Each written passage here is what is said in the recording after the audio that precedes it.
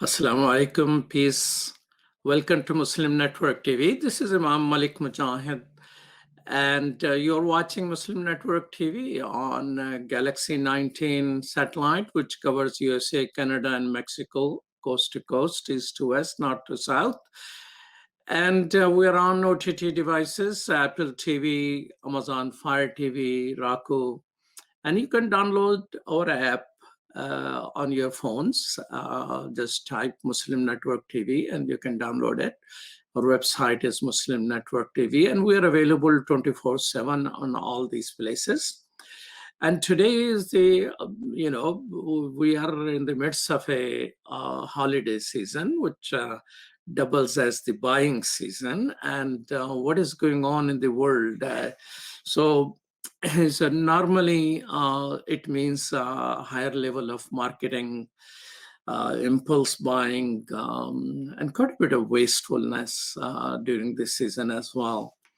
Well, we're facing serious problems, not only us in America, UK, and the quote unquote developed world, but around the world because of pandemic and economic situation. I just Google what news has to say about hunger. And you know what I got first? It was a Washington Post report, which I read 3 days ago, I think 3 days or 4 days ago. And heading was "Stealing to Survive. More Americans are shoplifting food as aid runs out during the pandemic." You know, federal government gives money to states gives to food pantries and all that, and that is running out. So that was one of the major thing. And another news was a growing number of Americans are going hungry. That was also Washington Post. It was on Thanksgiving. Another which just recently came, 1 in 6 Americans go hungry in 2020 as pandemic persists. 1 in 6. So if you're a street and you have about 12 houses, 2 of them probably facing difficulty with food. And in New York, about New York, there was a news that 1 in 4 New Yorkers are facing difficulties. Another headline was a 2-mile line in Arizona, line for people waiting for food. A 2-mile line in Arizona, a 4-hour wait in Ohio, again for the food banks. Millions seek help to avoid going hungry. These are the headlines, folks. So the way I'm handling myself during this holiday season, although I'm a Muslim, not quite practicing Christmas, but holiday season is something everybody gets into, buying and gifts and things like that. I select items and leave them in the basket for a couple of days or so. And then I go back and say, oh, do I really need this thing? Do I have to buy it? Can I just live without it? And if I can skip that, can I contribute that money to people who are struggling right now? I mean, we have one organization in Chicago, Council of Islamic Organization of Greater Chicago. People who are struggling to pay their electricity or utility bill, they spend $1 million giving to those people, just paying their bills, not giving to them. And they were able to cover only 40% of the people who applied. 60% are still in the wait list while they ran out of the money. So people are struggling. So what should be our personal behavior? But then it's a major thing. The small things which we do to be thoughtful in buying and purchasing and spending and not being wasteful, do they make any difference? So today's show, we will explore this topic, and we have just amazing people who are doing unique stuff in that area. We have KoAnn Skrzyniarz. Welcome to Muslim Network TV, and forgive me for still not practicing enough your last name. You did fine, and it's lovely to be with you. Thank you so much. KoAnn is founder and CEO at Sustainable Brands. She also serves as faculty for Harvard Leadership for Sustainability Executive Education Program. I don't know if executive could be educated, but we'll find out about it.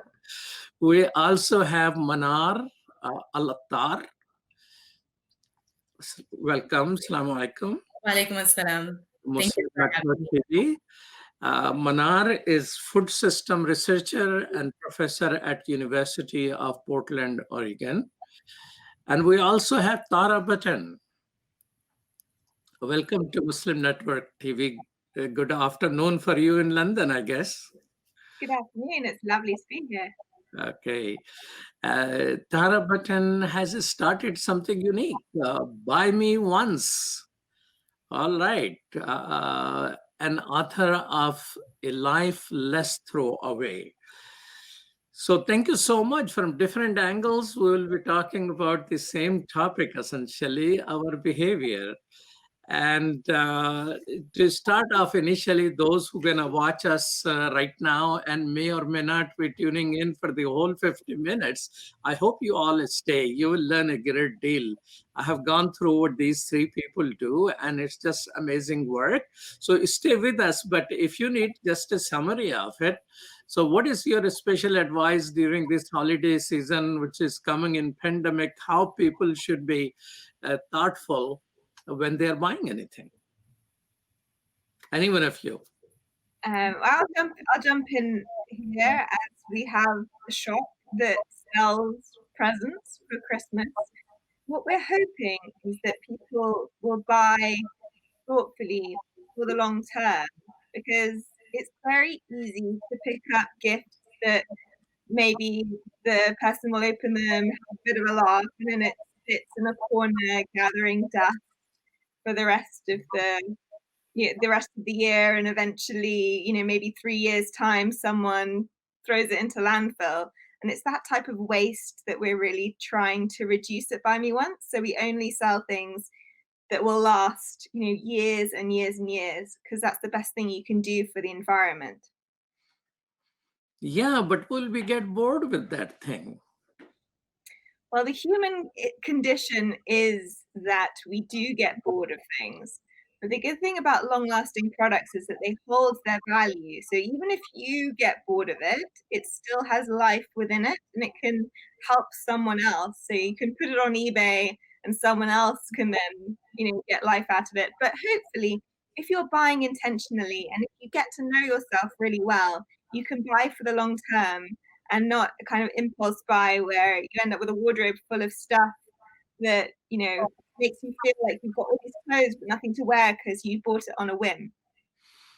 Yeah, and word boring and stress also is sort of a thoughtless word. In many times I have learned from my children that it just gets used without anybody actually meaning that. So anyone else has any ideas about during holiday season, what will you be doing?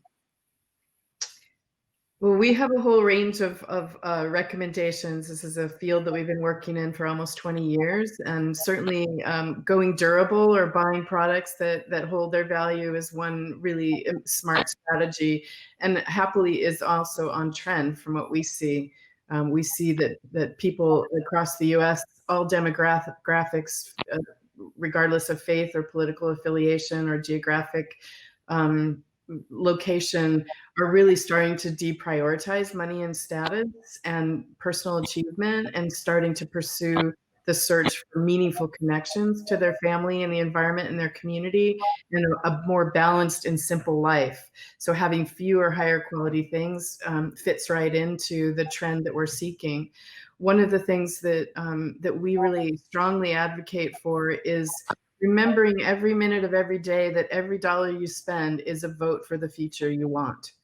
And I think if we realize that we, don't only vote once a year or twice a year, we vote every time we spend a dollar, that helps us be more thoughtful in the ways that we choose to consume.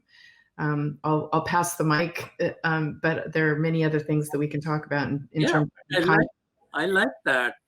Every dollar you spend is a vote for the future. The future you want. Yes, What right. future you want. Yeah. Mhm. You're making a decision with your dollars what future you want. I like that. Have you trademarked that already? No. so many things to try and communicate. Okay. All And speaking of the votes that we make, right? We eat many times a day. Yes. So one of the votes that we put in, not just once a month or once every holiday season, but every single time that we eat, is really, thinking about that food, but as not just an item, right? And I think that's what I'm going to encourage people to do, not just for the holiday seasons, but anytime throughout the year. Food is it's not only about physical need, but it's also a way that we connect with our family. It's a way that we connect with other folks, and it's a way that we vote with our dollar, with our bodies, right? Many, many times a day, right? And so what I encourage my students to do and I encourage folks to do is think of food not as an item, right? An apple is not an apple. It's a process, right? It's soil, it's a seed, it's a farmer, it's farmhands, it's a whole processing from, plant to plant, going in, being packaged, being processed, right? Then going to the grocery store if it makes it that far, right? And then maybe being selected, maybe being thrown out, right? And then if that food item, that apple is selected by us, we can call ourselves consumers when we talk about food, or we can just call ourselves eaters, right? Because all of us eat every day.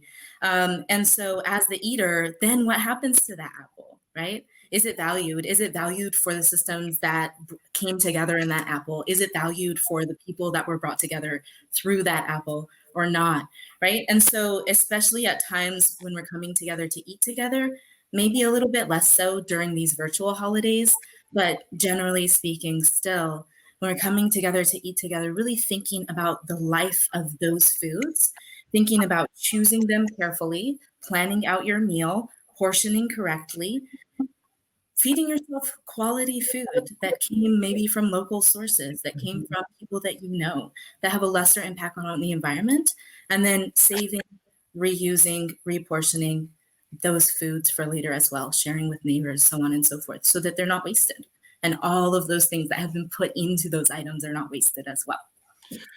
KoAnn, you mentioned that trends are in the right directions. Could you do a little more on that? Because, in my street, for example, we're just two people, me and my neighbor, who, Monday morning is when they collect recyclable items once a week. And the whole street of, I think, 12 homes, these are the only two, and they have been two for a long period of time. But you probably are studying these things. I'd like to know what are the trends, in thoughtfulness among the consumers.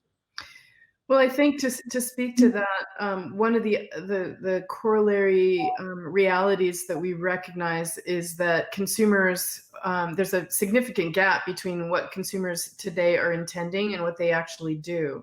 And part of that is about just a lack of understanding, confusion, a sense of overwhelm, and a sense that maybe their own individual choices and actions may not make a significant difference.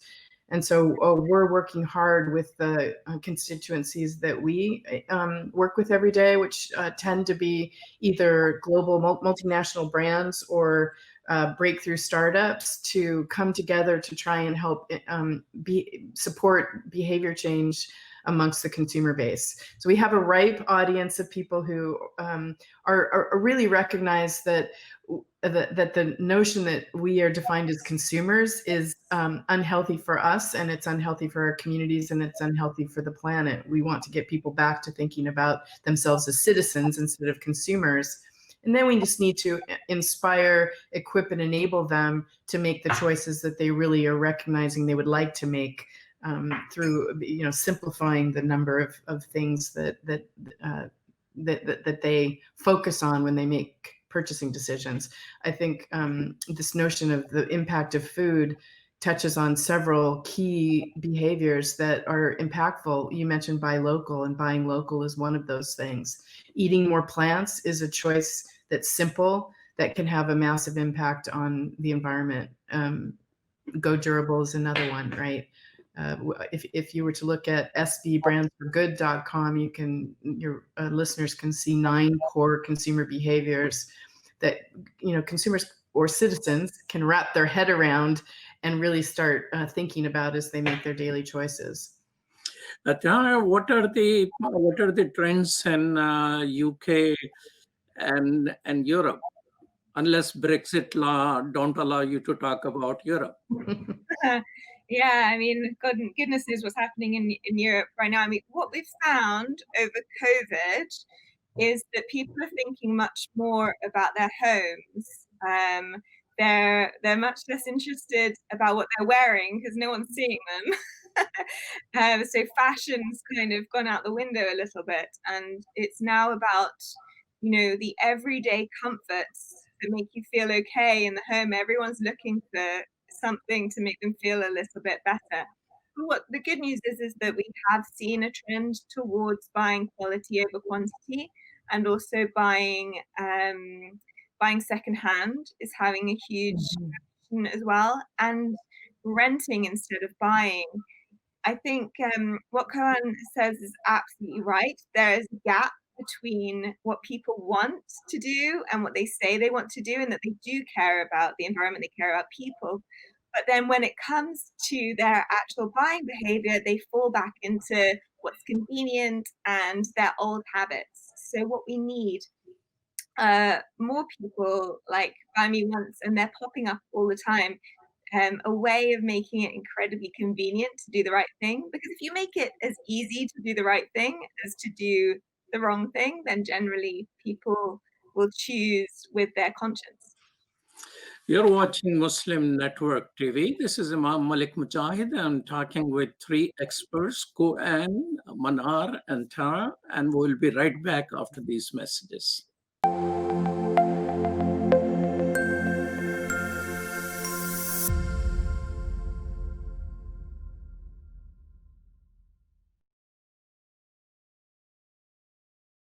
My wife, she's a professor at the University of Cincinnati, who's Catholic, and by her watching and listening to our 3-year-old son watch Adam's World, she ended up taking Kalima Shahada. She embraced Islam because she learned so much about Islam and the other prophets. It really affected our life in a great way, and because of Sound Vision and Adam's World, we're Muslims. I took my Shahada 15 years ago, and I actually am from a rural part of Ohio. And so I found the catalog for Sound Vision, and I ordered the tapes and the CDs and the books, and I used those, and especially for my little daughter, that's how we basically learned our Islam, and Islam entered our hearts through the wonderful works of Sound Vision.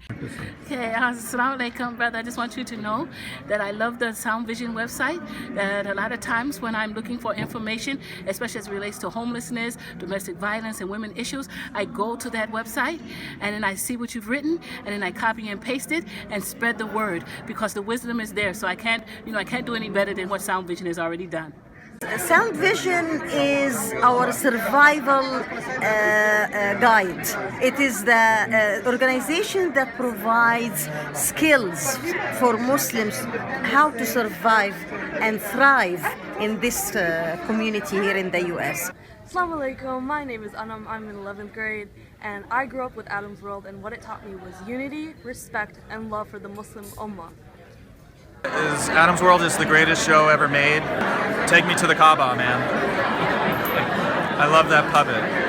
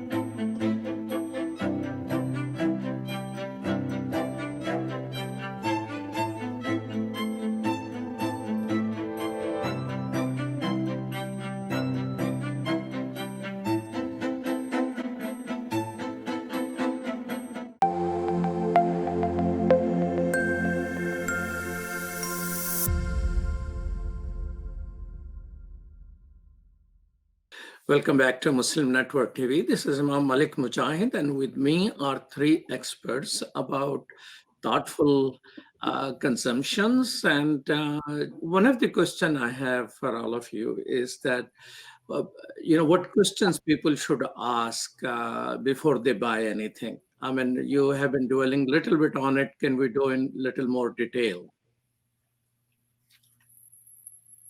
Anyone of you can start. Oh, well, what I say people should do before they do anything is write a list of things that you don't need. We're very used to writing lists of things that we want and things that we think that we need. But actually, when you write a list of things that you don't need, you really come to appreciate all the things that you have.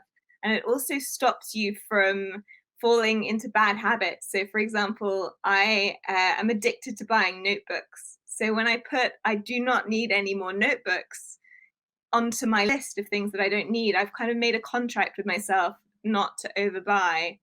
And I think when it comes to deciding whether you want to spend money on things, I think always look to think about what else you could spend that money on to bring you overall joy and happiness. Because generally, if you write down the 10 most expensive things in your life, they're probably not the things that bring you the most happiness.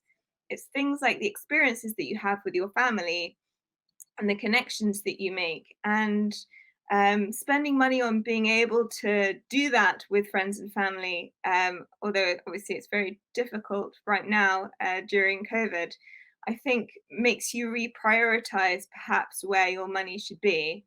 And then secondly, find out what kind of taste you have. What is the look that you want in your home if you're buying something for yourself, because I think lots of people buy things on a whim and they get swayed by advertising and trends, and they end up with a kind of mismatch of everything, which creates a churn in your life, which creates a huge amount of waste. So taking the time to take a step back and really getting to know your own tastes and the taste you're going to have in the future is going to stop you from buying something that you won't like in a few years' time.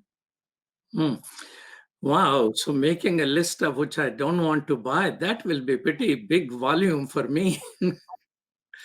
So what, KoAnn, you think? Are there some brands which we can put, don't buy these brands?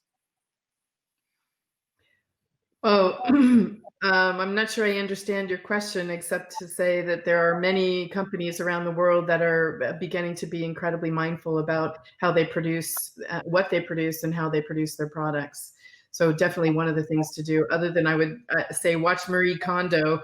If you haven't seen her, she's really, just to reinforce Tara's point, does a great job of expressing the power of curating your own space. But in terms of who you choose to purchase from, a little research on the companies and brands that you buy goes a long way. And that because there are both retailers and product and service brands that are very intentional about their footprint in the world, both socially and environmentally. And once you can uncover some of those brands and become loyal to them, you again influence the competitive landscape in the direction that we all hope that it will go going forward. Is there a consumer association who goes independently, who does not accept any advertisement and funding, who assesses these mega national corporation whose supply chains could be, blood diamonds are involved, slave labors in China for Uyghur people is involved.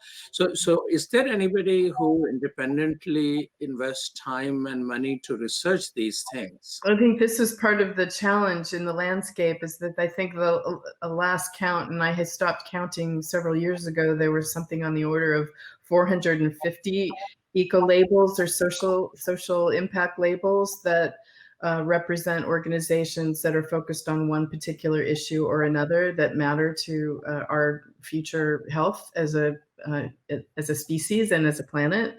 And that becomes very confusing. So I would say there isn't really one organization that a consumer can go to. There are more and more organizations like Tara's who are really attempting to become a filter for consumers to purchase through to make smart choices. Even Amazon has recently launched, just in the last month or maybe 6 weeks or so, a new labeling system on their site that helps their consumers select more sustainable options. They basically distilled down that long list of eco labels into the top most credible and influential and impactful certifications. I think there are maybe 29 of them or something. So they actually show on the purchasing page those labels so that you can make better choices. And when it comes to food as well, there are items that are very specific food items that you can kind of think about, right? So first, start off with thinking about food as a whole system, but there are high impact foods, meats, for example, as KoAnn had mentioned, beef specifically at the very top of that, right? So we talk a lot about climate change, but the impact of food specifically within climate change is very disproportionate compared to things like transportation and other things that sometimes we focus even more on. But really, the power that we have to change the impact on climate change through food is huge, and specifically around meat. So as Muslims, meat is halal, but we know within our religion that there's so many constructs around how is the meat slaughtered, remembering God when you're eating in general and meat specifically, humane practices, so on and so forth, right? And so bringing that into the context of sustainability and your personal interaction with food. So meat is one thing, shrimp, another thing. And then also things that are often wasted, for example, in the home. So vegetables, fruits and vegetables, breads, even though they have a lesser impact, they are greatly kind of wasted in the home. Other things to think about are things like food labels, right? Food labels, as with different types of eco labeling, food date labeling can be very confusing. So thinking about using the food for a longer period of time by just using your senses, smell, taste, things like that, to see that the food still has life in it. So also thinking about just little changes that you can make in your life, in your eating pattern, maybe decrease the amount of meat. Think about sourcing meat locally. Our local halal stores, oftentimes they are working with local farmers, right? So support them as well. And so these are things that we can do in our household as well to think about our impact on the climate globally, right? Yeah, I mean, I will look at Amazon labeling in that way, because sometimes I spend a lot of time looking where that product originated and you cannot find it. And there's such a, in olive oil, I thought, oh, these are from, California, so let me buy from the US instead of imported one, only to find out the big label says California olive oil. At the bottom somewhere it says list 5-6 countries around the world where they have imported. I mean, this is just not an easy job. One has to very thoroughly. But Manar, you were talking about things, and you said that you teach these things to students. Are there students who are willing to pay to learn these things? Well, if just in general, right? If we're talking about impacts on social systems, political systems, environmental systems, anyone who has interest in their impact on the world needs to know about food, right? And so when you have students that are starting to learn about the impact that they're having, you will continuously have those students butting up against food. I need to know about my food. I need to know, as you just mentioned, like food can say that it's produced locally in the US. Oftentimes that's packaged. Much of our meat, almost all of our seafood, right? And many of our fruits and vegetables come from overseas. And a lot of those systems that bring us our food are inefficient and they're socially unjust. There's so many issues around our food, right? And we're literally eating people's blood, sweat, and tears through the food that we have. Just looking at farmers in the United States, they have some of the highest suicide rates across any occupation. Also globally, farmers are in stress and in distress, right? And that is very much out of sight, out of mind, right? To the point where some of us have never even planted a seed. We don't know that a patty in a hamburger is actually hundreds of cattle from all over the world mixed together. We don't know these things. We don't have these perceptions. And so you'd be surprised as students take their journey through, their careers and they start to learn about their impact, they're continuously being reminded that food is the place. Food is really the place to be when it comes to climate change, when it comes to social impacts, when it comes to political impacts. And so the journey that students have. And so one of the projects that I have them do is just plant a seed. And then either from that seed item or from a similar item from the store, make a meal, record that meal in a video recipe and share it with someone, right?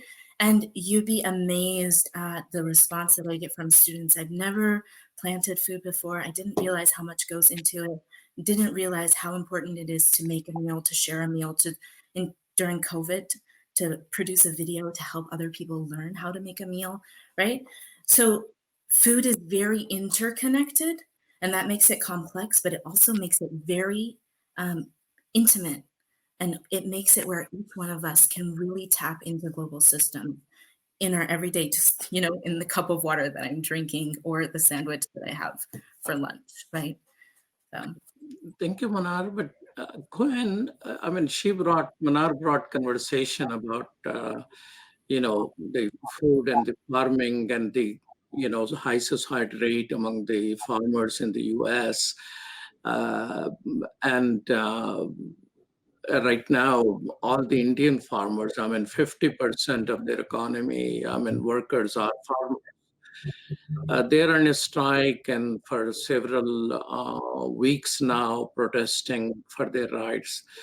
So farmers' voice is hardly heard anywhere, it seems. So do you have any thought about who are the people who are very thoughtfully dealing with the issues farmer face, who nobody knows what contribution they have to the world?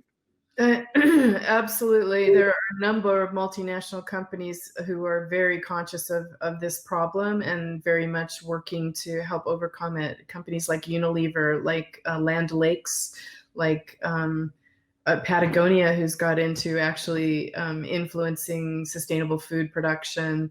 The list goes on. Bumblebee is a company that's very much looking at sustainable fisheries.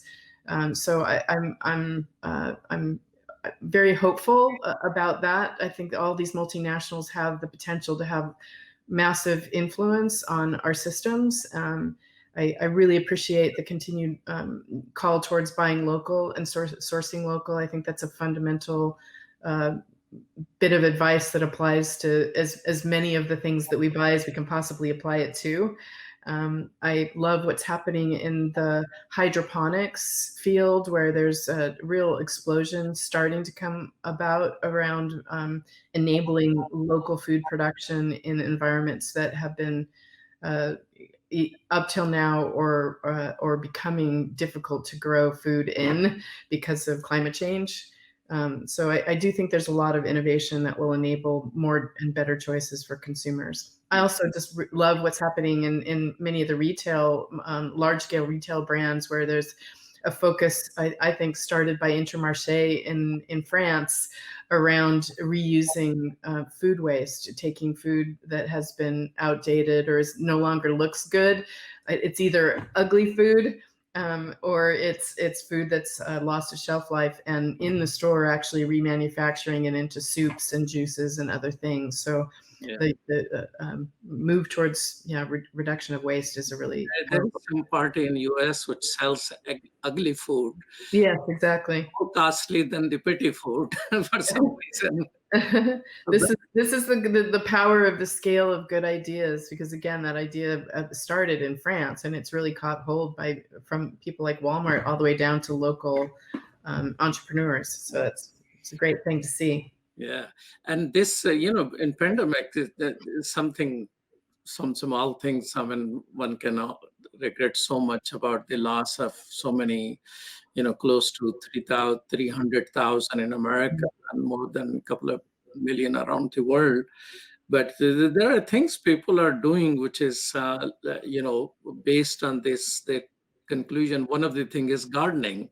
I mean, midsummer, I didn't have the type of seed I wanted for my fall. And I started looking around and none are available. Seeds are gone from the market. Now I'm almost every week, I have put it on my calendar, going to certain website and checking if seeds are available. They're still not available for the spring season. So so people are getting into some of the basic, which people have forgotten about it. You're watching Muslim Network TV, and I have three amazing guests, KoAnn, Manar, and Tara, and we'll be right back after these messages.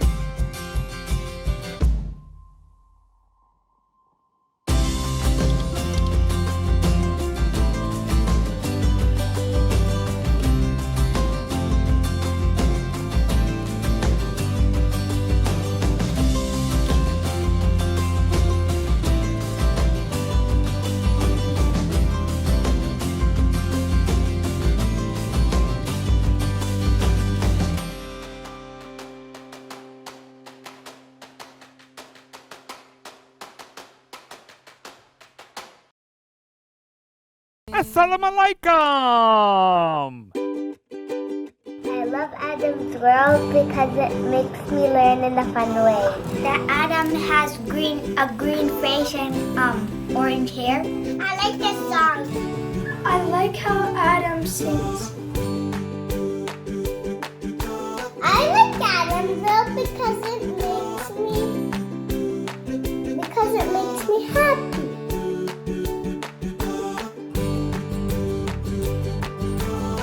What? No. No. No. And here's Adam and here's Anissa. Adam and his sister. Adam is a boy and he is really smart.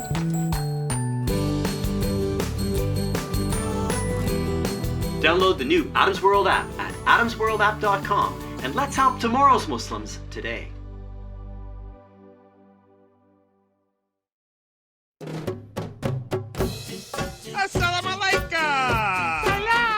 Open up your eyes. Assalamu alaikum everyone, it's your brother Zain Bika from South Africa. One of the first educational programs ever produced for Muslim children was the ever popular Adam's World series. The colorful and comical Muslim puppets stole the heart of a generation. Sound Vision will be releasing brand new episodes of Adam's World with the launch of a Adam's World app. Subscribers will enjoy new Adam's World episodes as they are released, as well as all the classic episodes of Adam's World. So visit adamsworldapp.com now to learn more, subscribe and enjoy new adventures of Adam and his friends. And let's keep helping tomorrow's Muslims today. Assalamu alaikum. Adam's World. Believe me, there's a lot to see. Bismillah. Let's explore.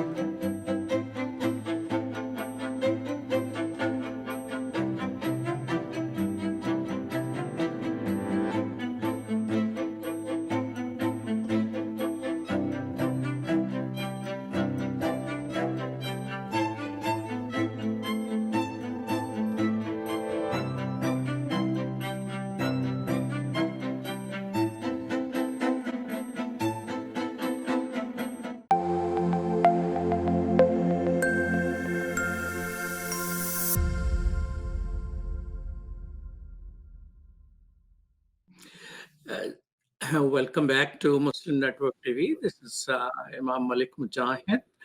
KoAnn, you were talking about, I mean, in a somewhat positive way about some food production companies that are corporate entities.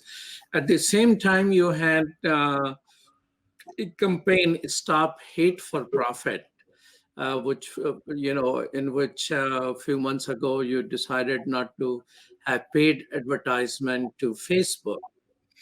I mean, although we're not quite discussing that, but this remains a challenge. I mean, I work as a human rights activist on the different human rights causes, and I have seen this social media in America, election related, but in Myanmar, Burma, I mean, Facebook essentially was the tool which actually resulted in a genocide. Same thing is happening in India now, and there are a lot of studies and paper. I mean, lynching is taking place in India towards low-caste people, and low-caste many times happen to be Christians or Muslims, and so how that popped into your brand, campaigns?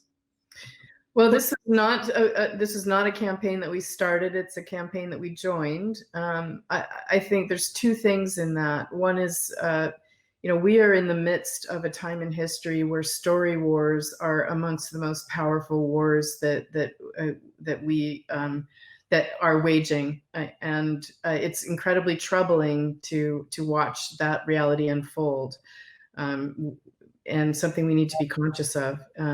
I think the divisiveness.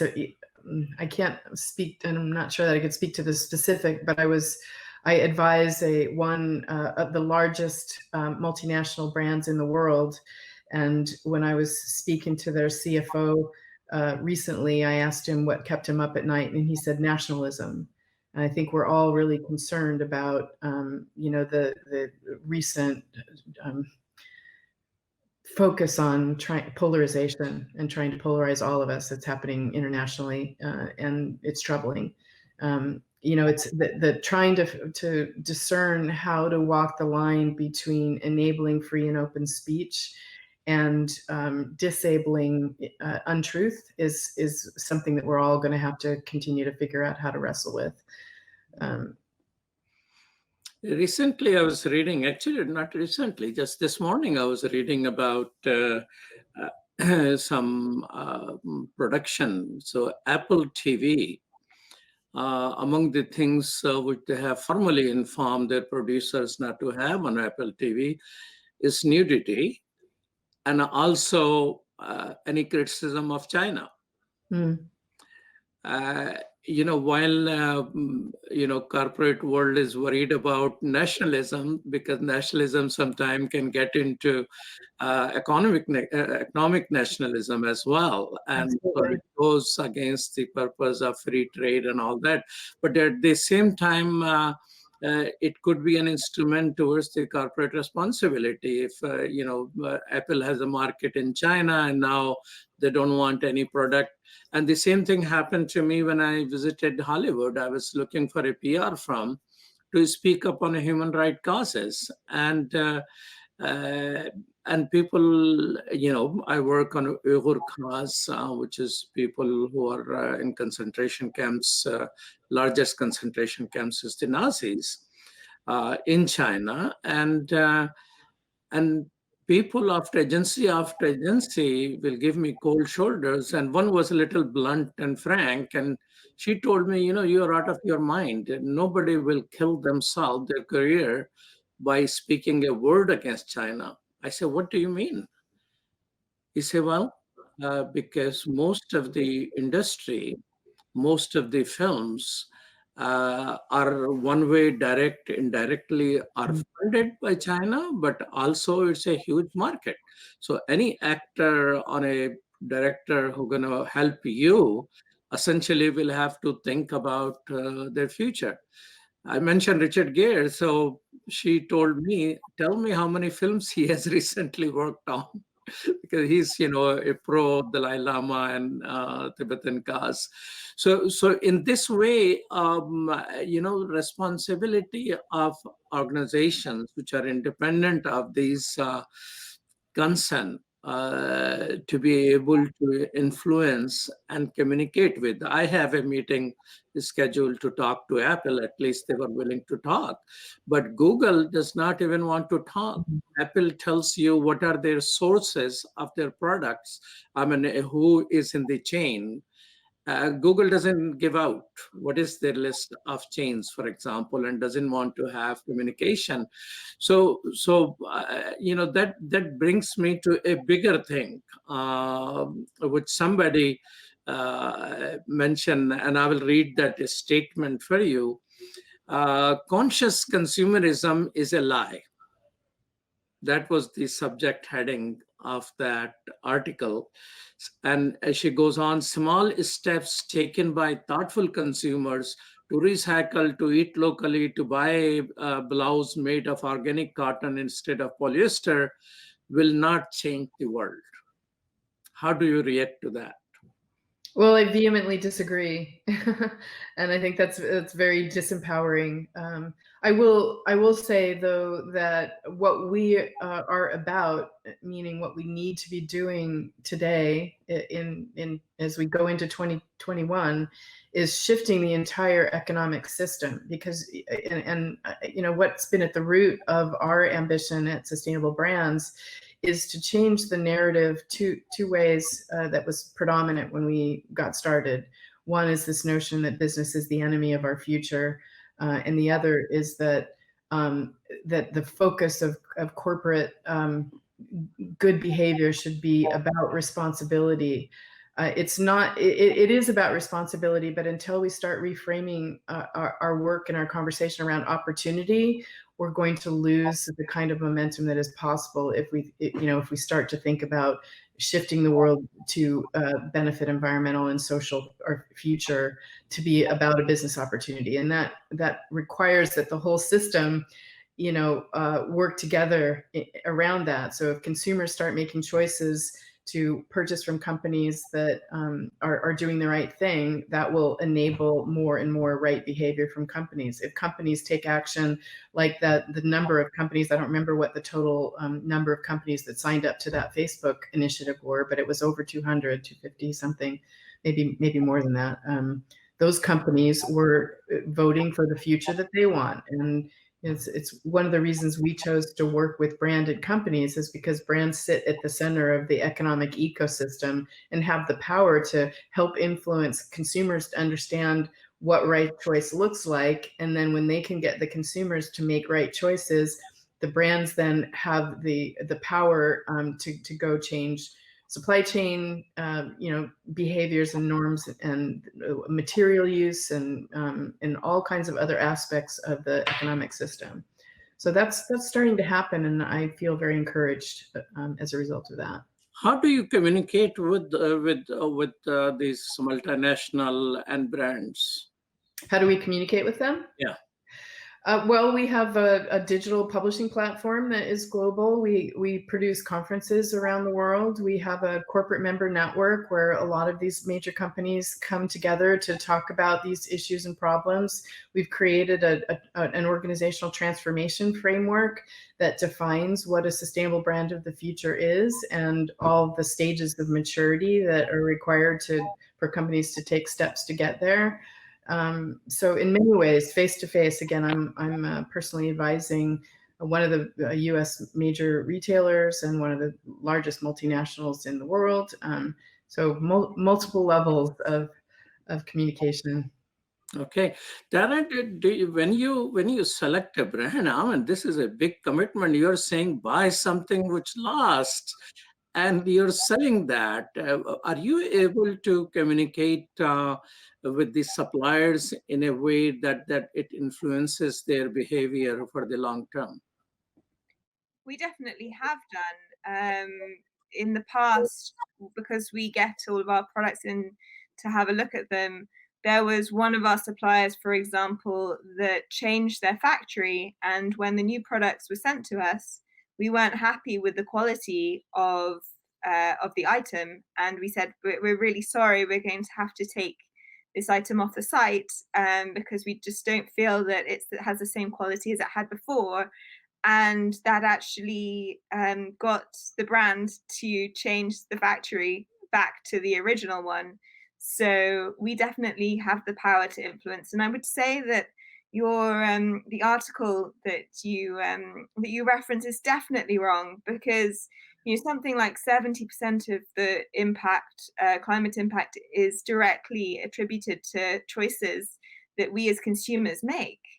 And we know that those choices are changing. Amazon would not be launching a big eco drive with eco labeling on all of their products if it wasn't for smaller companies like myself, who have eaten into the share of what people are buying. There are all these eco companies popping up, and Amazon have been losing some of their sales, and they've realized that consumers want eco products, and therefore they're launching their own range, and so the shift is happening. So sorry to the person that wrote the article, but consumerism, conscious consumerism is a lie. What do you say, Manar?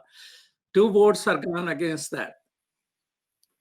Well, I'm going to say that there's truth in the idea, but we have the power to change that truth, right? Because there's truth in the fact that we are constantly being influenced by so many different messages around us. Some of those are direct conscious messages. Some of those are subconscious messages. So for example, when we go to the grocery store, if you just look at the layout of the grocery store, where products are placed in the grocery store, aisles, ends, where the soda is, for example, where, as you're checking out, all the things that are in the checkout aisle, the grocery store is a great case study of the way in which our decisions are controlled, right? And the way in which companies have put decades and decades of research into getting us to make subconscious and unconscious choices that promote wealth over health. Maybe health, it could be important if it would correlate with wealth, but really the top kind of concern is these big companies and so on and so forth. But if we can understand those things, if we can understand the messaging that we're getting through marketing, if we can understand the messaging that we're getting through product placement, just think of this for a second. You walk the store as an adult is very, very different than you walking the store as a child. If you wanted to be really awkward and do a squat and walk the store as a child, you would see different products at the lower eye level of a child, right? You would see the more sugary cartoon images, more colorful packaging, so on and so forth at the child's eye level than at the adult's eye level, right? You'll see name brands at the adult eye level, and you'll see non-name brand just above and just below, right? What you see on the ends of the aisles. So this is an example of the engineering, the architecture, even the smells that you're smelling in the grocery store, right? The sampling stations, they're architectured in a way to change your behavior. But if you understand those messages, if you understand that marketing, if you understand the forces that are working towards changing your behavior, and then you can work against them. So it's all about really educating the consumer, the eater, but not just educating them, because just because we know doesn't mean we do. Right? Also changing the structures, the economic, social, business structures in which we exist, so that as the consumer becomes more educated, those systems become more sustainable. And then there's a match between what the consumer is intending to do and is motivated to do to change the world's environmental, social, political structures to the better, and what they have the capacity to do because of the systems that are available to them. So if the consumption is the backbone of economy, especially in America, and marketing budgets are not available to any 3 of you who are trying to educate, but marketing budgets are available to multinationals, don't you think this conscious consumerism is basically bound to fail because you don't have the money which marketing people do? Money is one thing, but willpower can be very strong too, right? If you can get folks together, then you can start to change those narratives that impact marketing, that marketing feeds off of as well. Okay, as we conclude, each one of you give just a 15-second answer to that. I'll just say that the world is changing, and multinationals recognize that our current economic paradigm is not sustainable, and are motivated to change. They realize that consumer sentiment is changing, as Tara said, as we've all discussed, and they are working to use all of the talents and skills that they have developed to help influence consumer behavior, to try to start nudging it in the right direction. If again, sbbrandsforgood.com will give you a sense of some of the companies and some of the behavior changes that they're working on to try and support conscious consumption. Okay, Tara, you get the last word. I don't think you necessarily need money to reach people. When I started BuyMeOnce, we had 600,000 people came to the website in a couple of days, and that was with absolutely no marketing budget. It was the power of people all around the world going, look at this, I think this is a good idea, we should support this. And I think if you've got good ideas and you've got the right mood of the people, you can do anything. Thank you so much. Amazing conversation, and I definitely have learned things and will be more thoughtful. Thank you, KoAnn. Thank you, Manar, and thank you, Tara. Thank you so much, and thank you, Sherdil Khan and Dr. Abdul Wahid for producing today's show. This is Imam Malik Mujahid, and thank you so much for watching. Keep watching Muslim Network TV. We're always there on Galaxy 19 satellite 24/7. At the same time on Apple TV, Roku, Amazon Fire TV, as well as on our website, or you can download our app on Muslim Network TV on your iPhone or Android. Peace. Salam.